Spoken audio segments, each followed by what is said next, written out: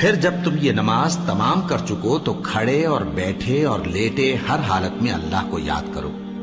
پھر جب تم مطمئن ہو جاؤ تو پورے آداب کے ساتھ نماز پڑھو.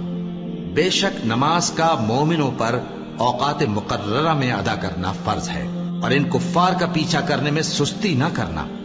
اگر تم بے آرام ہوتے ہو تو جس طرح تم بے آرام ہوتے ہو اسی طرح وہ بھی بے آرام ہوتی ہے، اور تم تو اللہ سے ایسی ایسی امیدیں رکھتے ہو جو وہ نہیں رکھتے، اور اللہ سب کچھ جانتا ہے، بڑی حکمت والا ہے.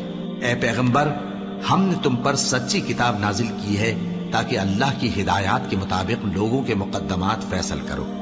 اور دیکھو، دغابازوں کی حمایت میں کبھی بحث نہ کرنا، اور اللہ سے بخشش مانگتے رہو، بے شک اللہ بخشنے والا ہے، بڑا مہربان ہے. اور جو لوگ اپنے ہم جنسوں کی خیانت کرتے ہیں ان کی طرف سے بحث نہ کرنا، کیونکہ اللہ دغاباز اور گناہگار کو دوست نہیں رکھتا. یہ لوگوں سے تو چھپتے ہیں اور اللہ سے نہیں چھپتے، حالانکہ جب یہ راتوں کو ایسی باتوں کے مشورے کیا کرتے ہیں جن کو وہ پسند نہیں کرتا تو وہ ان کے ساتھ ہوا کرتا ہے، اور اللہ ان کے تمام کاموں کا احاطہ کیے ہوئے ہے.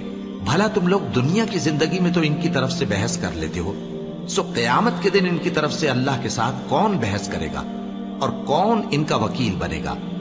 اور جو شخص کوئی برا کام کر بیٹھے یا اپنے حق میں ظلم کر لے پھر اللہ سے بخشش مانگے تو اللہ کو بڑا بخشنے والا، بڑا مہربان پائے گا. اور جو کوئی گناہ کرتا ہے تو اس کا وبال اسی پر ہے، اور اللہ سب کچھ جاننے والا ہے، حکمت والا ہے.